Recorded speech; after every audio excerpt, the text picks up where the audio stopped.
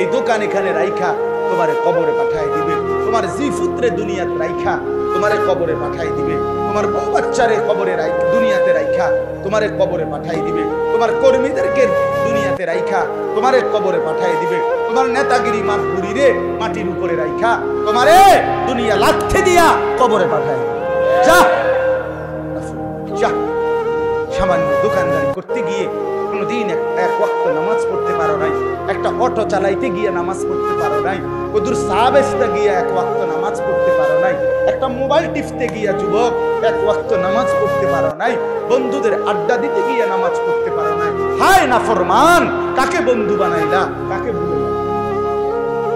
ধরলা, কাকে ছাড়লা, কাকে ধরলা, কাকে ছাড়লা।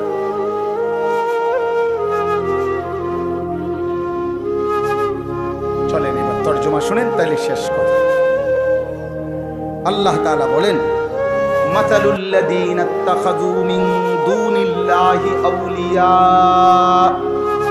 আল্লাহ তাআলা বলেন, আমি আল্লাহ উদাহরণ দিচ্ছি, মাসাল দৃষ্টান্ত দিচ্ছি, আল্লাযীনা ইত্তাখাযু মিন দুনিল্লাহি আউলিয়া, জগতের যত মানুষ যারাই আমি আল্লাহকে বাদ দিয়ে অন্য কিছুকে বন্ধু বানিয়েছে। বন্ধুই তো বানাইছে, বন্ধুই বানাইছে। নামাজে যাইতেন না, না হুজুর এই সময় নামাজে গেলে কাস্টমারের বিরাট ক্ষতি হয়ে যাবে, কাস্টমার মানে এখান দিয়ে খুব কাস্টমারের চাপ। এই নামাজ পড়তে যাইতেন না, হুজুর এই এখন নামাজে গেলে আমার সিএনজিটার যে সিরিয়াল দিছি 30টার পিছু যাবে। সিএনজিটা কি 30টার পিছু, তার কলজার ভিতরে এটা বসছে যে আমার রিজিক, আমার জিন্দেগি, আমার সিএনজি, আমার জীবন। আমি উদাহরণ দিলাম, আরে সিএনজি বলে সিএনজি নিয়ে ভাইরে মানে বুঝাইলাম আর এই যে কলিজার মধ্যে বসছে যে এই দুনিয়া আল্লাহকে বাদ দিয়ে অন্য কিছু, এটাকেই আমি আমার দিলে বসায় দিলাম। কত নামাজ চলে যায়, জবান দিয়া একটা বার আল্লাহকে ডাকারও সুযোগ হয়।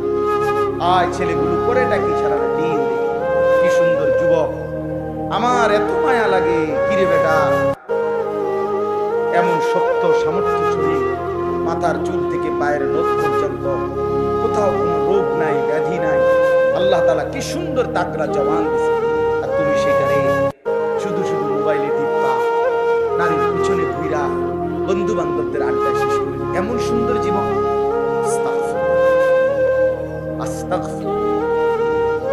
এটা হলোটা হায়, অচিরেই যুবক বুঝবা। আমার বন্ধু আজকে হয়তো 3 রাত না ঘুমাইলে করলে টের পাও না, সারা রাতও যদি না ঘুমাও হয়তো কিছু মনে হবে না, কিন্তু ঠিক বরাবর বয়স যখন 40 হবে, আমার নওজোয়ান বন্ধু যদি আল্লাহ হায়াত দেয়, 40 বছর পূর্ণ হবে যেদিন, 41 বছর শুরু হবে যেদিন, সেদিনে বুঝবা এই পিছনের 40 বছরের জওয়ানের জিন্দেগি এবার ভাঙতে শুরু করছে, এবার সূর্য ডুবতে শুরু করছে। হ্যাঁ, সকালবেলা তো মনে করেন 5:45 বাজে, কথার কথায় সূর্য উঠতে শুরু করছে, 12টা পর্যন্ত সূর্য কেবল তেজে দিছে। এবার যখন 12টা বেজে গেছে, এবার সূর্য খেলতে শুরু করছে, সন্ধ্যা হইতে হইতে একদম এটা সেই সূর্য ডুবছে যে সূর্যটা 10টার সময় একদম তেজওয়ালা ছিল, এটা এখন অলরেডি ডুবে গেছে। আমার ভাই জিন্দেগি এখন কিছুই মনে হয় না, এখন কিছুই মনে হয়, এখন আর বন্ধুদের আড্ডা ছাড়তে মন চায় না, মোবাইলের নেশা ছাড়তে মন চায়। হ্যাঁ, অচিরেই এমন একটা সময় আসবে যদি হায়াত পাওয়া যায়, আর না পাইলে তো তার আগেই শেষ, তার আগেই শেষ। তো আল্লাহ তাআলা বলেন, আমি আল্লাহকে বাদ দিয়ে যারা দুনিয়ার যেই কোনো জিনিসকে বন্ধু বানালো, কামাসালিল আনকাবুত, ওই লোকটা যেন মাকড়সার মতো। প্রথমত লোকটা কি? মাকড়সা। ইত্তাখাযাত বাইতান, যে একটি ঘর বানালো মাকড়সার ঘর, মানে আমারে বাদ দিয়া যেটারে ধরলো সেজন্য মাকড়সার ঘর বানায়। ওয়া ইন্না আওহানাল বুয়ুত লাবাইতুল আনকাবুত, আর এই এটাও জেনে নাও বান্দা, সবচেয়ে দুর্বল ঘর মাকড়সার ঘর। অর্থাৎ আমি আল্লাহর বাদ দিয়ে যদি গোটা পৃথিবীটাও তুমি তোমার সঙ্গে লও, তারপরও মনে রাখবে না, একদমই দুর্বল, একদমই দুর্বল, একদম। গোটা পৃথিবী আপনার পক্ষে, কিন্তু আপনার ফ্যাট অসুখ, আপনার বেল আসেনি। হ্যাঁ, 1 ঘন্টার মধ্যে আপনি 4 বার বা 6 বার বাথরুমে গেছেন, আপনি যদি উঠতে লেলেন, আপনার না বহুত বড় মাত বড়, আপনার ফুট না ইটালি দেয়। কথা বলেন না কেন? আপনার ফুট না কি থাকে? ইটালি থাকে। আপনার না বাইরে বিল্ডিং করছেন, আমি যদি ছিটকে গেছেন, কি সমস্যা কি থাকে? হ্যাঁ, কইেন না মনে হয় না আর কিটা সমস্যা কি থাকে? শুধু যাইতে আছে বাথরুমে, শুধু যাইতে আছে, কি হইছে? পায়খানা। আরে নাফরমান মানুষ, এই যুবক বেটা, বুঝে নে বন্ধু ভাইয়া, সামান্য পায়খানা বেটা 1 ঘন্টায় তোর শরীর থেকে 4 বার 5 বার 6 বার বের হলে তো বেটা এমনি শুইয়া যাও, এমনি শীত হইয়া যাও, তাহলে হাতও খুলে পড়ে নাই, পাও খুলে যায় নাই, কিচ্ছু শরীরের অঙ্গ কোনোটা একটাও নড়ে নাই, শুধু পায়খানা বাইর হইছে বেটা। তুমি বেটা কত দুর্বল, কত অক্ষম যে পায়খানার সামনে তুমি শুইয়া লাইছো বেটা, শুইয়া লাইছো। তুমি মাতবরি করো কেন বেটা? এই বেটা মাতবরি করো কেন? নাফরমান, তোমরা যারা নামাজ পড়ো না, গাদ্দার, কেন নামাজ পড়ো না? নামাজ না পড়লে বেটা সে তো মানুষ থাকে না। যার কপালে সেজদা নাই সে মানুষের বাচ্চা না বেটা, এ জন্তু জানোয়ার, তো হাইওয়ান বেটা। তুমি দেখো না রাস্তার কুকুর, বিড়াল, গরু, ছাগল সেজদা দেয় না, ইনসান কিভাবে সেজদা দেয়? মানুষের বাচ্চা কেন সেজদা দেয়? মুসলমানের বাচ্চা কেমনে আল্লাহরে ভুলে যায়? কি রে বেটা, জিন্দিগি মানে শুধু আল্লাহ আম করে বানাইছে মানুষের বেডি চাইতে বললাম, এটা কোনো কথা হইল না। জীবন মানে বেডি চাও, এটা কি?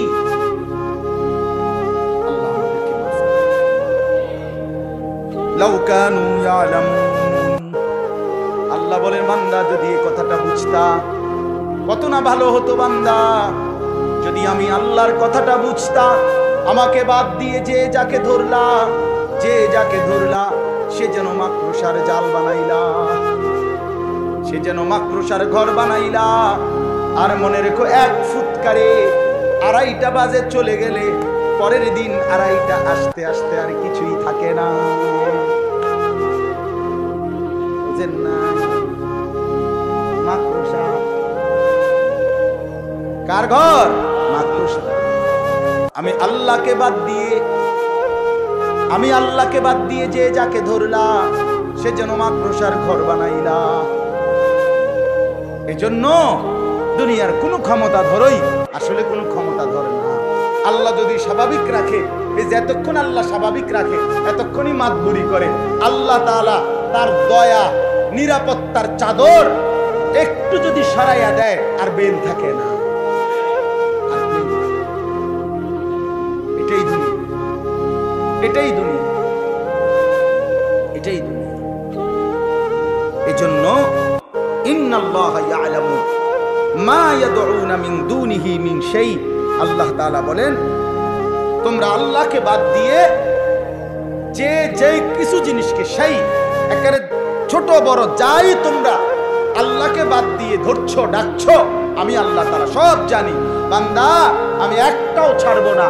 ওহুয়াল আজিজুল হাকিম, আল্লাহ মহা ক্ষমতাধর এবং সমস্ত বিষয়ের জ্ঞানী। আমি সব জানি, আমি সব ক্ষমতা রাখি। আমারে বাদ দিয়া কে কখন কাকে ধরছো, কারে ডাকছো, কার কাছে গেছো, আমারে বাদ দিয়া আমি আল্লাহ সবটার হিসাব পড়ায় গন্ডায় বুঝায়। হ্যাঁ, আমারে বাদ দিয়া গাছের মধ্যে হুতা বাঁধিস, লাল সুতা বাঁধিস, তোমার বউয়ের বাচ্চা হয় না, সুতা বাঁধ দিলে বাচ্চা হয়ে যাবো। হ্যাঁ, কারে বাদ দিয়া কারে ধরছো? কচ্ছপের কাছে কেন সন্তান চাইলা? কথা বলেন না। কচ্ছপের কাছে কেন সন্তান চাইলা? লাল সালুর কাছে কেন সন্তান চাইলা? কেমনে চাইলা? তোমার বিবেক, এটা কি বিবেক? কার কাছে চাইলে বান্দা? কামটা করে লাগবে, কি কামটা করবে? হায় মুসলমান, ভুল কইরেন না। কোন অবস্থাতেই নিজের কিংবা স্ত্রী সন্তানকে আমি আল্লাহকে বাদ দিয়ে যে যাকে ডাকছো আমি সব জানি, আমি ছেড়ে দেব না। ওমান ইউশরিক বিল্লাহ ফাকাদ হারামাল্লাহু আলাইহিল জান্নাহ। আল্লাহ বলেন, যে আমি আল্লাহর সাথে শিরিক করবে আমি আল্লাহ ওয়াদা দিলাম, নাফরমান আমার জান্নাত তোর জন্য হারাম করে দিলাম। আমার জান্নাত তোর জন্য হারাম। ওয়া মাওয়াহুন নার, নিশ্চিত ঠিকানা জাহান্নাম। ঈমান বড় নিয়ামত। ওই যে কথাটা বলছি, পৃথিবীর সবকিছুর ঘাটতি মেনে নেওয়া যায়, ঈমানের ঘাটতি মেনে নেওয়া যায়। ঈমানের ঘাটতি হইতে পারে, ঈমান সর্বশ্রেষ্ঠ। ঈমান নিয়ে আল্লাহর সামনে দাঁড়াইতে পারলে আল্লাহ তাআলা সর্বশ্রেষ্ঠ, সর্বনিম্ন সামান্য ঈমান যে দিতে পারবে আল্লাহর সামনে, এক যাররা সরিষার দানা পরিমাণ, তাকেও আল্লাহ তাআলা 10 দুনিয়া বরাবর জান্নাত দান করবেন। এজন্য চলেন আল্লাহকে নাম নিই। সর্বশেষ আল্লাহ বলেন, ওয়াতিলকাল আমসালু নাদরিবুহা লিন-নাস। আল্লাহ বলেন, মাকড়সার মতো প্রাণীর উদাহরণ দিয়ে আমি তোমাদেরকে বুঝাইছি। উদাহরণ দিয়া তোমাদের সামনে আমি দৃষ্টান্ত দিয়া কথাটা বুঝাইছি, ঠিক কি না বলেন? আচ্ছা, এরপরে না বুঝার কি আছে? কথা বলেন। আল্লাহকে বাদ দিয়ে তুমি যাকে ধরবা সেটা যেন তুমি একটা মাকড়সা, যেই মাকড়সা কি বানাইলো? নিজের ঘর বানাইলো, আর সেই ঘর সবচেয়ে দুর্বল, ঠিক কি না? এই কথাটা, এই উদাহরণটা আপনারা বুঝছেন না, এরকম একজন বুঝমান লোক, মানে আমি বুঝছি না কথাটা, এরকম একজন ভাগ্যবান লোক আদুদা আপনি ছবি উঠে, মানে এই কথাটা আপনি বুঝেন নাই। এরকম না বুঝার কি আছে? একজন ভাই আছেন এখানে, না বুঝার কোনো যুক্তি আসেনি এখানে। আল্লাহ বলেন, ওয়াতিলকাল আমসালু নাদরিবুহা লিন-নাস। আমি আল্লাহ তাআলা এইভাবেই উদাহরণের মাধ্যমে দৃষ্টান্ত দিয়ে দিয়ে মানুষদেরকে আমার কথা বুঝাইছি। কোরআনে বহুভাবে আল্লাহ তাআলা বুঝাইছে, কতভাবে চেষ্টা করছে আপনারা তো জানেন। কোরআন শরীফে আছে একটা আয়াত, বড় বেশি, আমার সবচেয়ে বেশি কলিজার মধ্যে লাগে কোরআনের যে আয়াত, সব আয়াতই দাম, সবচেয়ে বেশি হিট করে, যেটা আঘাত করে। আল্লাহ তাআলা কোরআন কারীমের মধ্যে বলছেন, ফাবিআইয়ি হাদীসিন বা'দাহু ইউমিনুন। আমার বান্দা, আমি আর কোন কথা বললে, কেমনে বললে তুমি বিশ্বাস করো? আমি এত ভাবে বললাম, 30-23 বছর 30 পারা কোরআন আমি একটা একটা করে আমার বন্ধুরে দিয়ে বলাইলাম। আর কি বললে, কেমনে বললে তুমি আমি আল্লাহর কথা বিশ্বাস করো? হ্যাঁ, হাসরের ময়দানে আল্লাহ জিজ্ঞেস করবে, যুবক ভাই, আল্লাহ বলবে, বান্দা আমার মতো আল্লাহ পেয়ে, মুহাম্মদ সাল্লাল্লাহু আলাইহি সাল্লামের মতো রাসূল পেয়ে, ইসলামের মতো ধর্ম পেয়ে, কোরআনের মতো কিতাব পেয়ে, এই চারটাই সর্বশ্রেষ্ঠ। আল্লাহও সর্বশ্রেষ্ঠ, রাসূলও সর্বশ্রেষ্ঠ, কোরআনও সর্বশ্রেষ্ঠ, ইসলামও সর্বশ্রেষ্ঠ। চারটি সর্বশ্রেষ্ঠ নিয়ামত পেয়ে এর পরেও বান্দা কেমনে নষ্ট হবে, কেমনে বরবাদ, তুমি কেমনে জাহান্নামী হয়ে যাবে? ফেরেশতারাও তো অবাক হয়ে যাবে। কোরআন শরীফে আছে, মিয়া ফেরেশতারাও তো আশ্চর্য হয়ে যাবে। আলাম ইয়াতিকুম নাদির, ফেরেশতারাও জাহান্নামীকে জিজ্ঞেস করবে, কিরে ভাইয়া, তোর কাছে কি কেউ কোনোদিন জাহান্নামের ভয় দেখায় নাই? মানে ফেরেশতা পর্যন্ত অবাক হবে, আল্লাহ এটা তো আখিরি পয়গম্বরের উম্মত, পরে কেমনে জাহান্নাম দেব মাওলা? কাইফা ইদা জিনা মিন কুল্লি উম্মাতিন বিশাহীদ ওয়া জিনা বিকা আলা হাউলাই শাহীদা। এই আয়াতের একটা ব্যাখ্যা হলো, আল্লাহ বলেন, বন্ধু, হাসরের ময়দানে আপনি বন্ধুকে সামনে নিয়ে আপনার উম্মতের আমলনামা আমি পেশ করব। তাফসীরের মধ্যে আছে, আল্লাহর নবী এই আয়াত শুনে অঝরে নবীজি দুই চোখ বেয়ে কাঁদতেছিলেন। মুহাদ্দিসিনে কেরাম বলেন, কেন কাঁদলেন নবী? নবী ভাবতেছিলেন, হায় আমার আল্লাহ যদি আমার সামনে আমার উম্মতের আমল নামা খুলে, আর আমি যদি আমল নামার মধ্যে বন্দিগি না দেখি, নাফরমানি বেশি দেখি, তাইলে তো আমার উম্মত, আমি আল্লাহর সামনে বেইজ্জতি হব, ছোট হয়ে যাব। যে এত বড় নবী, সব নবী তো মিয়া শুধু নবী, এই নবী তো শ্রেষ্ঠ নবী। কথা বলেন না কেন? উসনে ইউসুফ দামে আইসা ইয়াদে বাইদা দারি আছে খুবা হামাদারান তু তনহা দার। আল্লামা ইকবাল বলছে, হে নবী, ১৬ লক্ষ নবীর যত মুজিজা, বৈশিষ্ট্য, গুণ আমি যদি একটা একটা করে আপনার মাঝে তালাশ করি, নবী আপনার মাঝে সবই খুঁজে পাই। আদম থেকে ঈসা সমস্ত নবীর যত গুণ আপনি মুহাম্মদ একাই শুনছেন। এত বড় নবীর উম্মত হয়ে যদি আমরা জাহান্নামী হই, বরবাদ হয়ে যাই, এর চাইতে বড় আফসোসের বিষয় কি? ওমা ইয়াকিলুহা ইল্লাল আলিমুন। আল্লাহ বলে, প্রকৃতপক্ষে যারা জ্ঞানবান, বিবেকবান, ইলমওয়ালা, কোরআন সুন্নাহর বুঝ যাদের মধ্যে আছে, আমি আল্লাহর উদাহরণ থেকে তারা স্পষ্ট বুঝতে পারবে যে আল্লাহকে বাদ দিয়ে কাউকে ধরা উচিত। চলেন আজকে এতটুকুই কথা। যুবক ভাই সবার কাছে প্রতিদিন আমি এক কথারই ফেরিওয়ালা, সারাদিন রাত এই চিল্লাই শুধু চিল্লা। আমি জুমার নামাজ পড়াইছি ঢাকা মোহাম্মদপুর, বরাবর ৩টা বাজে রওনা দিছি। এই জুমার নামাজ পড়া দুগা ভাত খাইয়া, আর এই মাঝখানে শুধু নামাজ পড়ছি, বুঝছেন? এরপরে ৮টার সময় এখন আমার ওই আবার মাহফিল আছে, ওই দাফুন নিয়ে না কি জানি করে এনে ওখানে বয়ান আছে। আমি ওখান থেকে আল্লাহ যদি আবার রাতে সিলেট চলে যাই। তো এই জিন্দিগি, এই জিন্দিগি, এই আড়ানো ফেরিওয়ালার মতো পুরা এই জন্য ভাইয়া সবার কাছে অনুরোধ, অনেক নওজোয়ান ছেলে ভাই, তোমরা মহব্বত করেই আসছো ভাই, দয়া করে এই ভালোবাসা যেন আল্লাহর জন্য, আল্লাহর জন্য মহব্বত যেন আল্লাহর জন্য। এই জন্য আমরা সবাই আল্লাহকে ডাকি, আল্লাহর ইবাদত করি, 5 ওয়াক্ত নামাজ পড়ার চেষ্টা করি। আল্লাহ তাআলা আমাদের সকলকে তৌফিক দান করেন। হ্যাঁ দেখেন, একটা ছোট্ট উদাহরণ বলি। একজন বড় আলেমে দ্বীন ছিলেন ইমাম ইবনে তাইমিয়া রাহমাতুল্লাহি আলাইহি। তো ওনার জীবনীর মধ্যে আমরা পড়ছি যে উনি আপনার ওনাদের অঞ্চলে কাফের মুশরিকরা মুসলমানদের পুরা এরিয়ার মধ্যে হামলা করছে, অসংখ্য মুসলমানকে হত্যা করছে। বাকি মুসলমানরা বসত বাড়ি ছেড়ে অন্য দেশে হিজরত করে চলে গেছে। তো ইমাম ইবনে তাইমিয়া রাহমাতুল্লাহর জীবনীতে আছে, উনি বলেন, আমাদের পরিবার ছিল এলেমওয়ালা পরিবার, সকলেই ছিল আলেম দিনদার, এবং আমাদের পরিবারের মধ্যে অগণিত কিতাব ছিল, ধর্মীয় বই। আমরা যখন সিদ্ধান্ত নিলাম আমরাও চলে যেতে হবে এলাকা ছেড়ে, তো উনি বলেন যে আমরা আমাদের পরিবারের ছোট বড় নারী পুরুষ আমরা সবাই মিলে শুধুই কেবল পরনের বস্ত্র ছাড়া অতিরিক্ত বোঝাই হিসাবে যা কিছু আমরা কাঁধে করে নিয়ে গেছি, শুধুই আমাদের কিতাবগুলো আমরা কাঁধে করে নিয়ে গেছি, আর কিছুই আমরা নেই নাই, শুধু কিতাবগুলো আমরা নিয়ে গেছি, ছোট বাচ্চা থেকে বুড়া মানুষ। ইসলামে এই কিতাব, এই পাঠাগার মানে ইসলামী বইয়ের সমষ্টি।